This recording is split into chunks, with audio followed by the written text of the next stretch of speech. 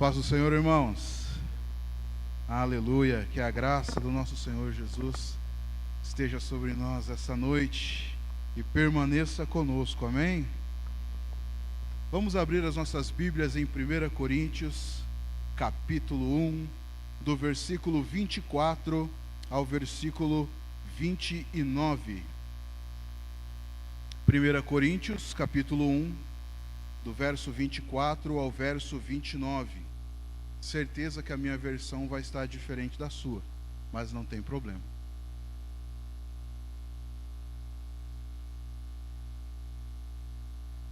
Amém?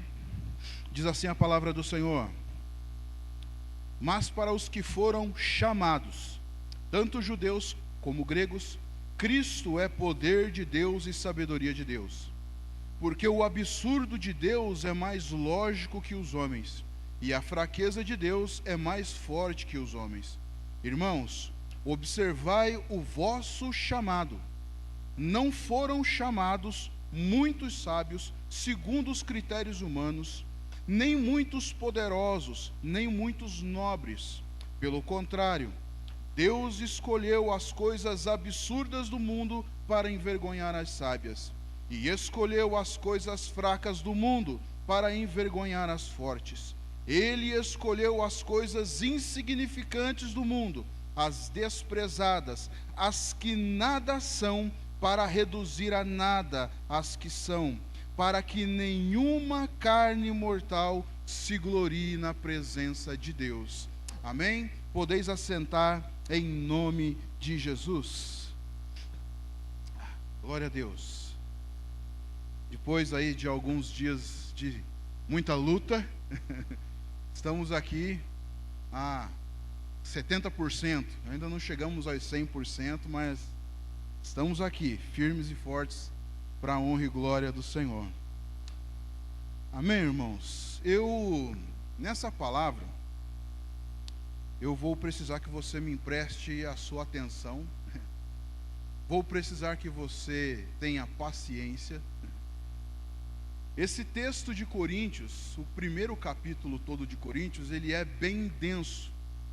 Ele é um capítulo que tem aí 31 versículos, mas ele tem muitos detalhes, muitos princípios, ele tem muitas nuancezinhas.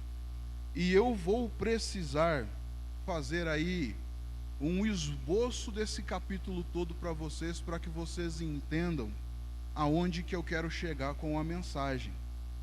De uma forma geral, a intenção de Paulo, quando ele escreve tanto a primeira quanto a segunda carta de Coríntios, é corrigir algumas desordens que estavam acontecendo no meio da igreja em Corinto, certo? E o apóstolo Paulo, com muita sabedoria, ele transita entre vários assuntos, exortando e corrigindo a igreja naquilo que a igreja precisa ser exortada e corrigida. Fique tranquilo, porque eu não vou falar nada de correção e nem nada de exortação, e nem vou pegar no pé de vocês essa noite. Amém? Glória a Deus. Amém. Se você tem a Bíblia impressa em mãos, eu gostaria que você ficasse com ela aberta. Você que gosta de tomar notas, provavelmente você não vai conseguir anotar tudo que eu vou falar para você agora nessa introdução, mas você pode agrupar os versículos e depois você lê eles em bloco, tá? Então esse capítulo de 1 Coríntios, esse capítulo 1, ele pode ser dividido em 5 partes, e foi o que eu fiz aqui, tá? A primeira parte abrange versículo 1 e versículo 2, aonde Paulo identifica a si e a Sóstenes como os autores da carta de 1 Coríntios. Ele ressalta que eles em Corinto são a igreja de Deus, santificados em Cristo Jesus, e são chamados para a santidade. Então essas são as primeiras colocações do versículo 1 e do versículo 2, certo? Paulo escreveu com Sóstenes. Paulo se identifica como alguém que foi chamado por apóstolo de Jesus. E Paulo diz que eles que pertencem à igreja de Corinto são santificados em Jesus e são chamados para serem santos também em Jesus. São chamados à santidade em Jesus. Segundo ponto, né, a segunda parte, vai do versículo 3 ao versículo 9. Paulo traz a sua saudação à igreja, revela aos irmãos a sua contínua gratidão a Deus por conceder a eles graça abundante. Diz que eles foram enriquecidos em tudo, porque o testemunho de Jesus foi firmado entre eles, e por isso eles não têm falta de nenhum dom. Vão pontuando essas coisas aí. Paulo também diz que o Senhor, que os enriqueceu em tudo, ele os firmará até o fim, para que eles sejam irrepreensíveis até o dia do Senhor Jesus. E Paulo afirma que Deus é fiel e que foi ele que os chamou para uma comunhão com Jesus. Falei para vocês, é meio denso aqui. Terceiro bloco, vai do versículo 10 ao versículo 16.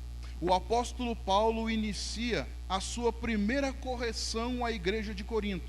Ele combate e trata o preferencialismo que tinha se instalado no seio da igreja, no meio da igreja, e que isso tinha trazido muitas discórdias e divisões no meio da igreja. A quarta parte está dos versículos 17 até o versículo 23. Sei que é cansativo, irmão, mas você vai ser abençoado, em nome de Jesus. Do versículo 17 ao 23, nessa quarta parte, Paulo reforça a essência do ministério dele. Ele diz para os irmãos que ele foi chamado para anunciar o evangelho de Deus, que é poder de Deus para a salvação de judeus e de gregos. Ele diz que ele não foi chamado para batizar, apesar de ele ter batizado algumas pessoas. Então, o que ele diz com isso para os irmãos? Olha, a essência do meu chamado é ser um proclamador do evangelho. A essência do meu chamado é ser um apóstolo em Cristo Jesus, para pregar o evangelho, o poder de Deus, para que as pessoas, ouvindo e crendo, sejam salvas. Ele diz também que é da escolha e do agrado de Deus salvar os homens que crerem através da loucura do anúncio do evangelho. Que esse evangelho para os sábios desse mundo é loucura. E por fim, a quinta e última sessão vão dos versículos 24 ao versículo 31. E Paulo diz que para aqueles que foram chamados, tanto judeus quanto gregos, Cristo é poder e sabedoria de Deus. O apóstolo pede também para que eles observem o chamado deles no Senhor, pois, segundo os critérios humanos, Deus havia escolhido o que era absurdo, fraco, rejeitado, insignificante, e o que não era nada, mas que o Senhor fez justamente assim, para ter estas pessoas como instrumentos dele, sobre a vida de homens nessa terra que se vangloriam, e que esses tais homens jamais poderão se gloriar diante dele. Isso aí, versículo 29. Paulo encerra o capítulo afirmando que eles pertencem a Deus, que a igreja de Corinto pertence a Deus em Jesus, e que Jesus se tornou deles sabedoria, justiça, santificação e redenção, a fim de que quem se gloriar, quem vier a se gloriar, que se glorie no Senhor. Amém? Glória a Deus. Amém. Então assim nós terminamos aí esse compacto esboço do primeiro capítulo de 1 Coríntios. É um capítulo, como eu disse, muito rico. Ele tem muitas informações, ele tem muitas nuances. Mas o que me chamou a atenção, irmãos, dentro desse capítulo, foram vários versículos aonde Paulo cita sequentemente, e muitas vezes pontualmente, colocações acerca do chamado que nós temos em Deus. Várias vezes dentro do capítulo, Paulo frisa sobre o chamado, tanto dele quanto o chamado da igreja. Essas pontuações de Paulo ocorrem 5 vezes dentro de todo o capítulo: versículo 1, versículo 2, versículo 9, versículo 24 e versículo 26. E Paulo faz menção do seu chamado no versículo 1, do chamado à santidade no versículo 2, do chamado à comunhão com Jesus no versículo 9, do que Cristo é para aqueles que são chamados no versículo 24, e da atenção que se deve ter com relação ao chamado no versículo 26. Aparentemente, Paulo tenta trazer a atenção da igreja de Corinto para essa questão do chamado deles em Jesus. Afinal, ele salienta que eles foram chamados à santidade e à comunhão com Jesus, nos versículos 2 e 9, e que eles deveriam observar o chamado deles no versículo 26. Então, assim como Paulo chamou a atenção dos irmãos de Corinto sobre essa questão, nós também precisamos refletir sobre isso nos dias atuais. Afinal, nós fomos e nós somos chamados pelo Senhor. E esse é o tema que eu quero conversar, refletir com vocês essa noite. Nós fomos e somos chamados por Deus. Nós temos um chamado que foi feito sobre nós, nós temos um chamado que tem sido feito para nós, e esse chamado vem de Deus.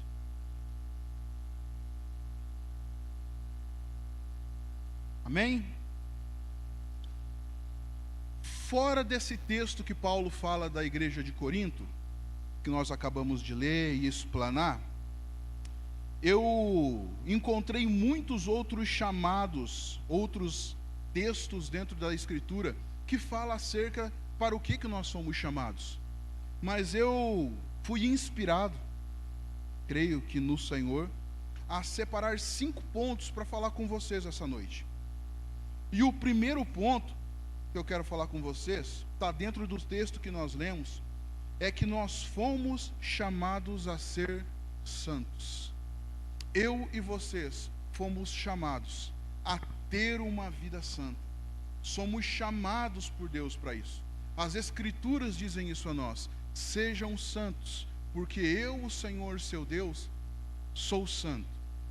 O versículo 2 de 1 Coríntios 1 diz assim: a igreja de Jesus em Corinto, os santificados em Cristo Jesus, chamados para ser santos, com todos os que em todo lugar invocam o nome do Senhor Jesus Cristo, Senhor deles e nosso. Essa palavra santo no grego é hagios, e ela significa alguém que está separado para Deus ou para alguma coisa. Então, em primeira instância, o significado dessa palavra grega é estar separado. Mas, em um sentido moral, ela tem outros significados, que é aquele ou aquilo que é puro. Aquele ou aquilo que é puro. Aquilo que ou aquele sem pecado. Aquele que é justo. Então, irmãos, nós, nesse chamado de Deus para as nossas vidas, nós somos chamados a sermos pessoas separadas para Deus. Nós somos chamados a sermos pessoas puras. Nós somos chamados a ser pessoas sem pecado.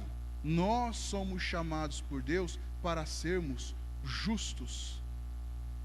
Chamados para serem santos, com todos os que em todo lugar invocam o nome de nosso Senhor Jesus Cristo. Então nós precisamos ter vivo em nossa lembrança que o nosso chamado implica em santidade. Nós precisamos lembrar no nosso dia a dia, em todas as áreas da nossa vida, em tudo que nós nos envolvemos, que nós somos chamados a ser justos, a ser puros, que nós somos e nós fomos separados para Deus. Caminhar em santidade, caminhar como alguém separado. Existem algumas coisas nas nossas vidas hoje que não devem mais pertencer ou fazer parte de nós, porque hoje nós somos chamados a ser separados para Deus. Nós precisamos entender isso. Segundo ponto, fomos e somos chamados a uma comunhão com Jesus. 1 Coríntios capítulo 1, versículo 9. Fiel é Deus, por quem vocês foram chamados para a comunhão de seu Filho Jesus. Aqui também a palavra ali por comunhão do versículo é uma palavra grega e ela é koinonia. Essa palavra significa comunhão, mas ela também pode ser traduzida por relação, associação, parte ou intimidade.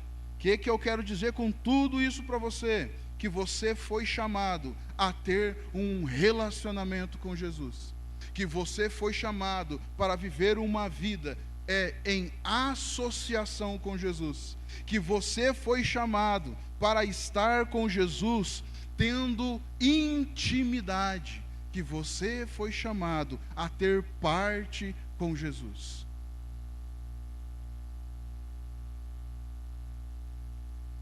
Qual aspecto de comunhão nós temos tido com Cristo? Qual é o nível de intimidade que nós temos tido com Jesus? Qual a espécie, qual o nível de relacionamento você tem tido com Jesus? Nós somos chamados por Deus para a comunhão, para a intimidade, para a relação com o seu Filho Jesus. Esse é outro ponto que nós não podemos esquecer. Faz parte do nosso chamado, uma vida santa e uma vida de comunhão com Jesus, uma vida de intimidade com Jesus. Terceiro ponto, nós fomos chamados por Deus através da pregação do Evangelho. Houve um chamado para as nossas vidas, e esse chamado foi feito através da pregação do Evangelho.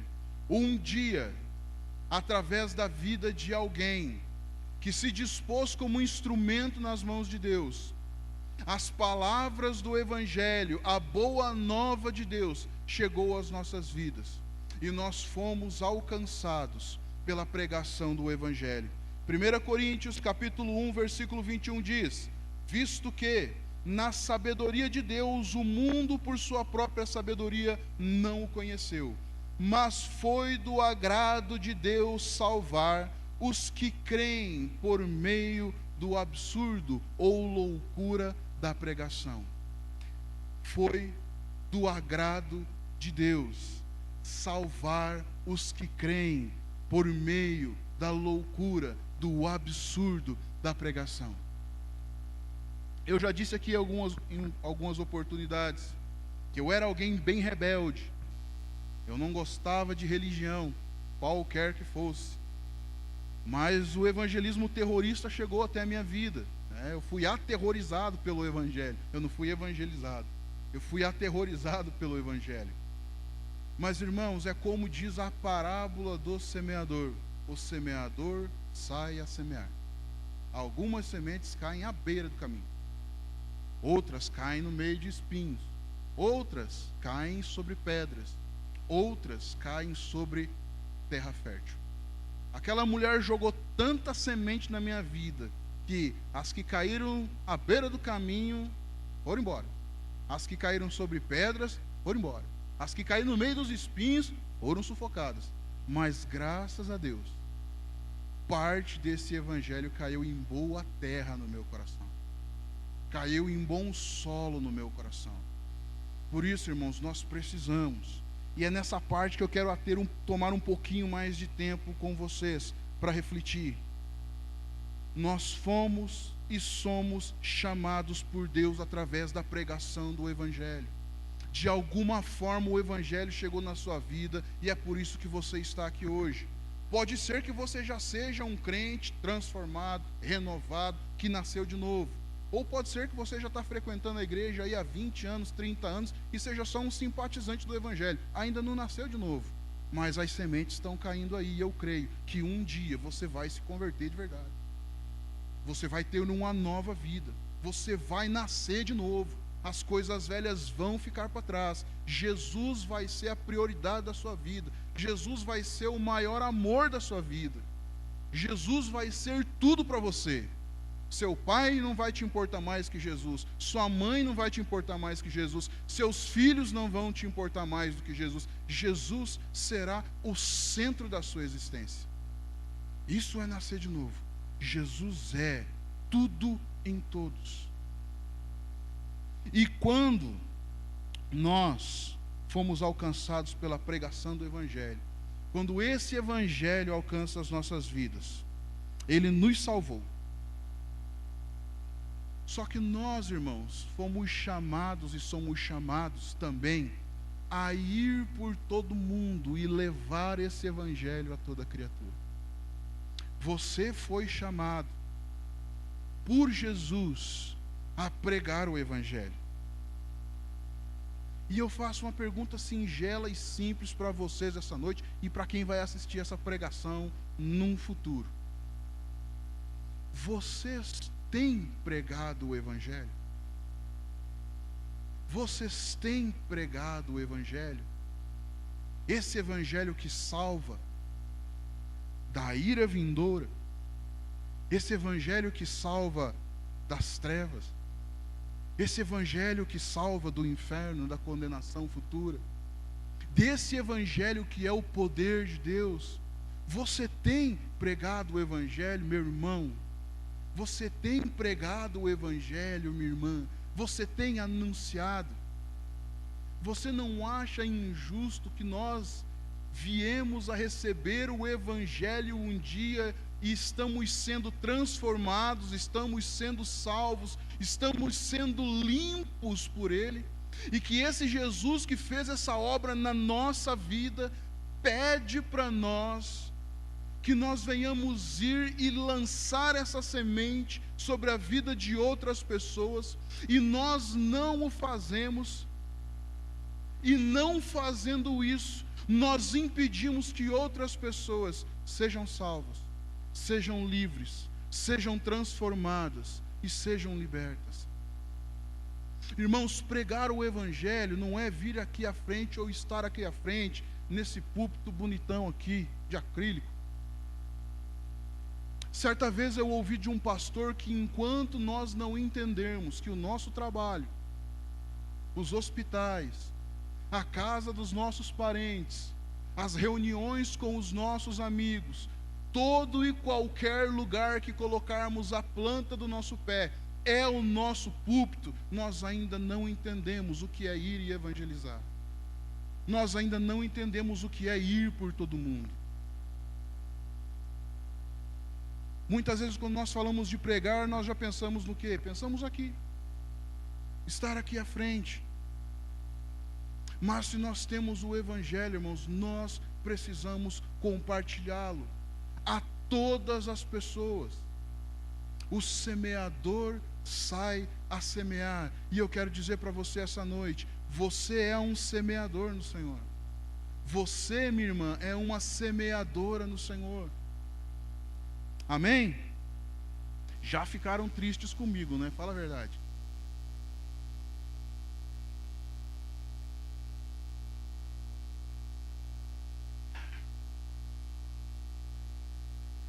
Eu pergunto a você, se você não tem pregado o Evangelho, se você não tem ajudado o Evangelho, responda para si mesmo e não para mim. Como é que você espera que pessoas sejam salvas? Se nós, igreja, se nós que somos chamados, não pregamos o Evangelho, como é que nós esperamos que aqueles que ainda não foram salvos por Cristo sejam salvos? Vocês e eu fomos chamados para ir e pregar o Evangelho.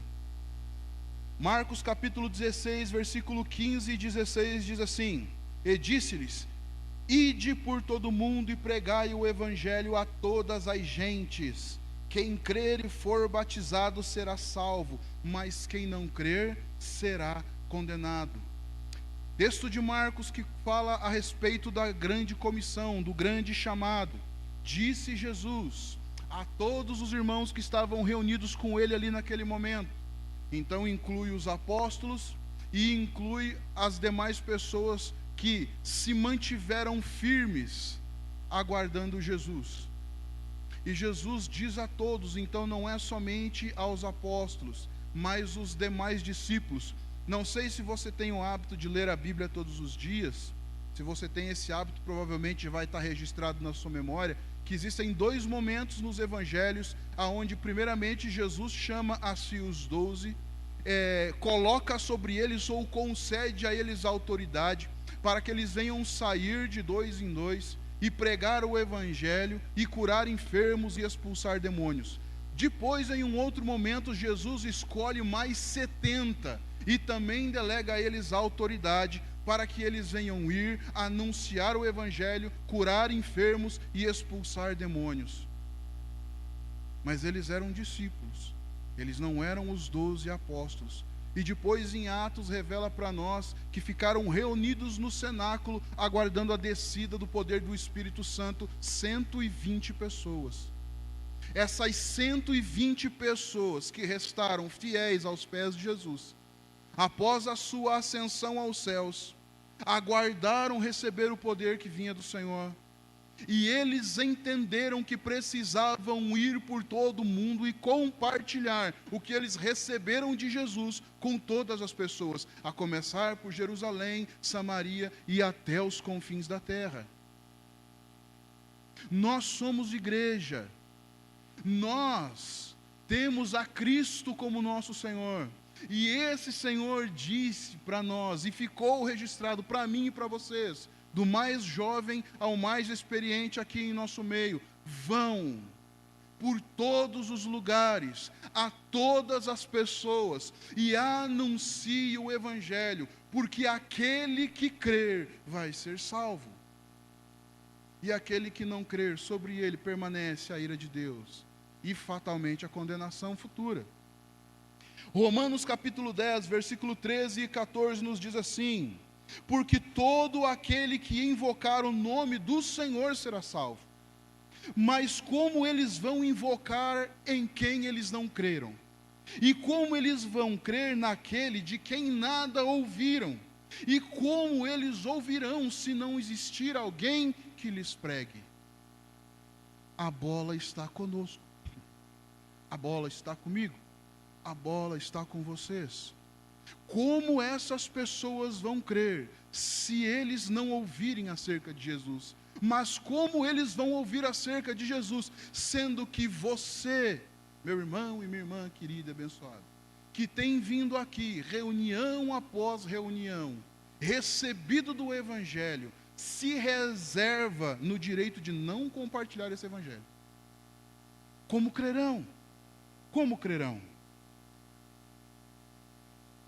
2 Coríntios capítulo 4, versículo 3 diz assim: mas se ainda o nosso evangelho está escondido ou encoberto, é para aqueles que se perdem que ele está escondido ou encoberto. 2 Coríntios capítulo 4, versículo 3.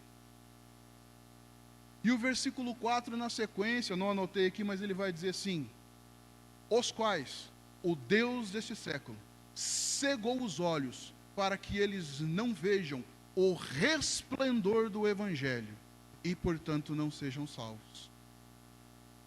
Se nós temos o Evangelho e nós guardamos esse Evangelho para nós, nós escondemos em nós esse Evangelho, é para aqueles que estão se perdendo que esse Evangelho está sendo oculto. E para poder ajudar ainda mais um pouco, Paulo diz à igreja de Corinto, na sua segunda carta aqui, que o Deus desse século cegou essas pessoas, para que elas ainda tenham a dificuldade e a impossibilidade de ver o resplendor do Evangelho e se converterem. Nós fomos e somos chamados a ir e pregar o Evangelho, assim como nós fomos alcançados pelo Evangelho. Quantos aqui são igreja de Jesus? Só 2 corajosos. Eu sabia que vocês iam ficar com medo. Quantos aqui são igreja de Jesus? Amém? Somos todos nós igreja de Jesus? Então eu digo para você que a comissão foi feita a você. A comissão não foi feita somente ao pastor Marcelo, ao presbítero Fernando, ao presbítero Éder, à pastora Leni, ao presbítero Luciano, aos demais irmãos que fazem a parte da liderança dessa casa, trazendo os ensinamentos acerca das palavras do Senhor. O chamado é feito a você que também é igreja. Não importa a sua idade, do mais novo, sabendo falar que Deus nos ama, sabendo falar que Jesus morreu por nós para nos livrar da condenação futura, que o sangue dele nos purifica de todo pecado e que ele nos dá uma nova vida e que, portanto, aqueles que estão nele, Cristo Jesus, são novas pessoas e a vida antiga se passou e ele fez tudo novo. Irmão, já está aí o Evangelho, sai e fala. Preguemos o Evangelho, como o presbítero Éder leu na abertura aqui, Mateus 24. Irmão, os dias são breves. Os dias são breves. Nós estamos aqui, mas nós não sabemos quanto tempo ainda temos. A palavra do Senhor nos diz que Ele tem escrito todos os nossos dias, antes mesmo deles existirem. Ou seja, o dia do seu nascimento tinha sido definido antes de você existir. Mas o dia da sua partida também já está definido bem antes de você existir. Você não sabe quanto tempo você tem, então use o tempo que você tem hoje para amar Jesus e fazer o que Jesus te chamou para fazer. Não importa se você acha que a sua idade já não dá mais. Enquanto o fôlego de Deus entrar nos seus pulmões, Deus te usa com poder e autoridade para que através do Evangelho vidas sejam salvas. Deus nos chamou, Deus nos chama. Amém, irmãos? O amém está ficando cada vez mais fraco. Glória a Deus, é sinal que o remédio, quando é ruim, né, faz a gente fazer careta. Glória a Deus por isso. Quinto ponto, nós fomos chamados para bendizer. Nós fomos chamados para ser fontes de bênção.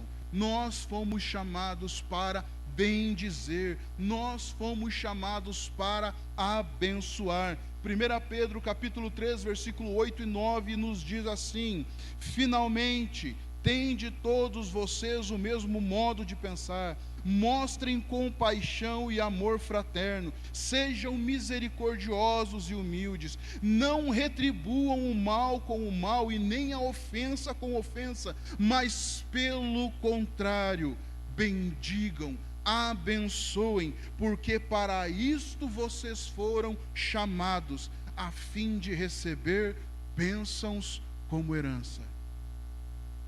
Eu fui chamado, vocês foram chamados para bendizer, para abençoar. Nós, assim como Jesus, somos fontes de vida. E a palavra diz isso, que todo aquele que crer em Cristo Jesus, rios de água viva fluiriam de seu interior. Rios de água viva têm fluído do seu interior, meu irmão? Rios de água viva têm fluído do seu interior, minha irmã.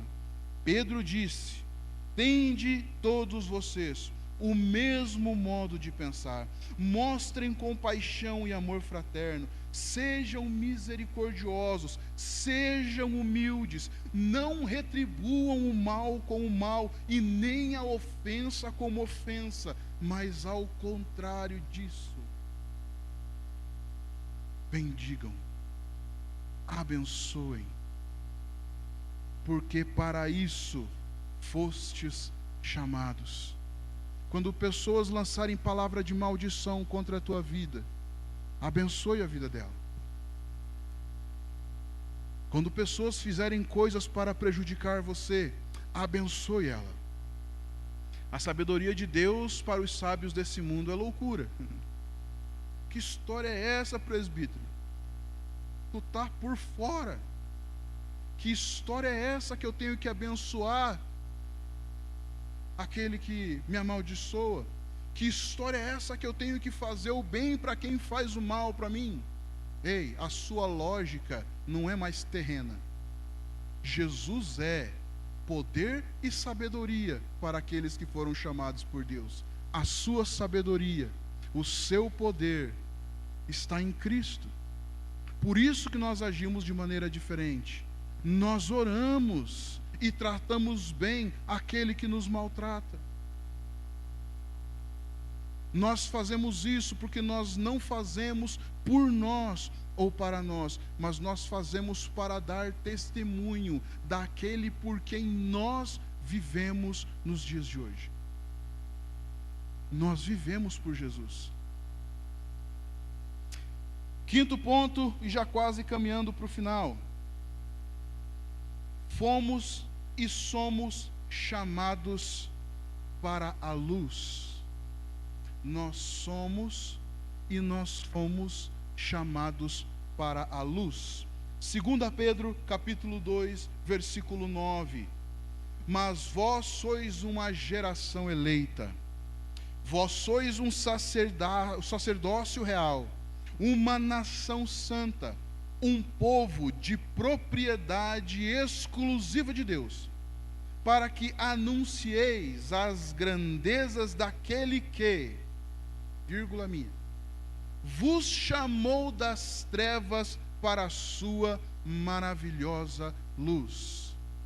Vou ler de novo. Mas vós sois geração eleita, sacerdócio real, nação santa, povo de propriedade exclusiva de Deus, para que anunciais as grandezas daquele que vos chamou das trevas para a sua maravilhosa luz. Irmãos, um dia eu e vocês habitávamos em trevas, estávamos perdidos em trevas, nós vivendo a vontade da carne, dos pensamentos, seguindo os desejos pecaminosos da nossa mente e do nosso coração, e éramos todos, por natureza, filhos da ira. É o que Paulo diz em Efésios. Todos nós pertencíamos a uma esfera aonde nós não sabíamos o que era o bem. Estávamos enganados achando que praticávamos o bem, mas na verdade nenhum de nós caminhava seguindo o que é verdadeiramente bom, porque um só é bom, Deus. Não há quem pratique o bem e siga o bem se não for seguidor de Cristo, porque somente Deus é bom, e Cristo e o Pai são um, e hoje os que creem são um com Cristo, e por consequência um com Deus. Como é que aquele que está morto em seus delitos e pecados e vive em trevas pratica o bem sem conhecer quem é bom verdadeiramente? É um engano. Mas esse Deus invadiu as trevas. Você tem noção que é isso? Esse Cristo Todo-Poderoso encarnou como um homem, invadiu a minha e a sua treva e nos chamou de lá do meio, para que viéssemos crer nele e ter uma nova vida agora no reino de luz. Nós somos chamados para a luz. Amém? Eu não gosto de fazer isso, mas fala para quem está do seu lado aí. Você foi chamado para a luz. Amém? Vocês foram chamados para a luz. Assim eu consegui tomar a atenção de quem está disperso. Glória a Deus. Nós somos chamados para a luz. Nós não somos chamados para andar de maneira cambaleante, irmãos. Nós não somos mais chamados para poder andar em meio a obras escusas, coisas duvidosas, coisas moralmente tendenciosas. Somos chamados para caminhar na luz, porque Deus é luz e nele não há sombra e nem variação, ou seja, Deus é imutável, ele não muda. Um dia esse Deus invadiu as minhas trevas, ele invadiu as suas trevas, ele nos chamou para caminhar na luz. Hoje ainda permanece esse chamado de Deus sobre as nossas vidas, porque muitas vezes, quando nós baixamos a nossa guarda, quando nós não vigiamos, quando nós descuidamos, muitas vezes os nossos passos começam a trilhar caminhos que vão nos afastando da presença de Deus. Mas nós temos em nós o Espírito do Senhor que diz: ei, volta para o caminho, endireite as suas veredas.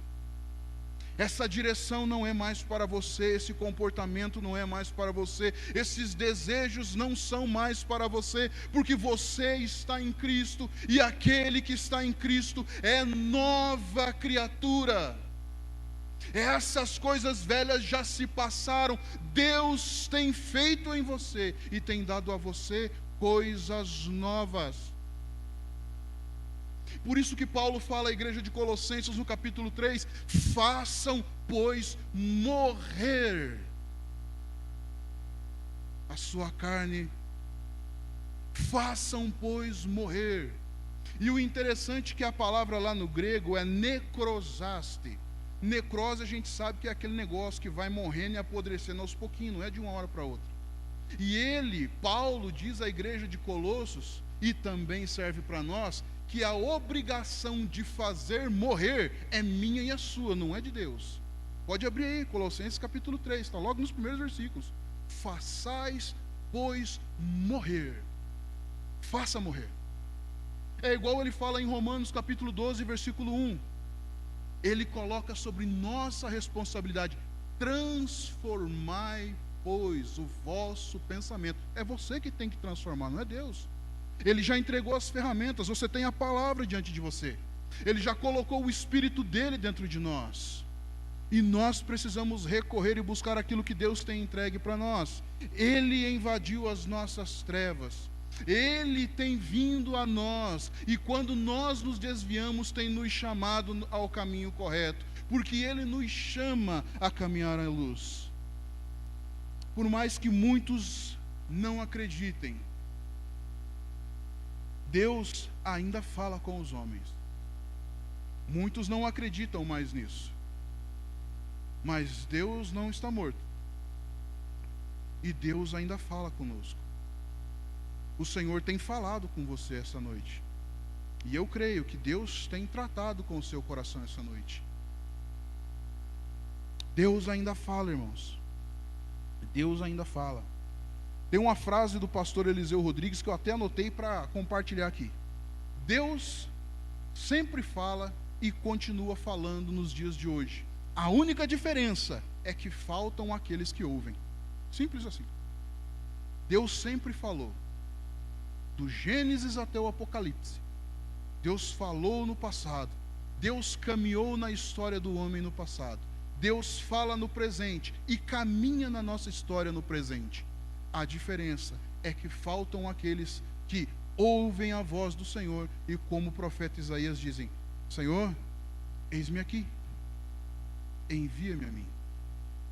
O Senhor tem nos chamado, mas quantos irão? Quantos irão?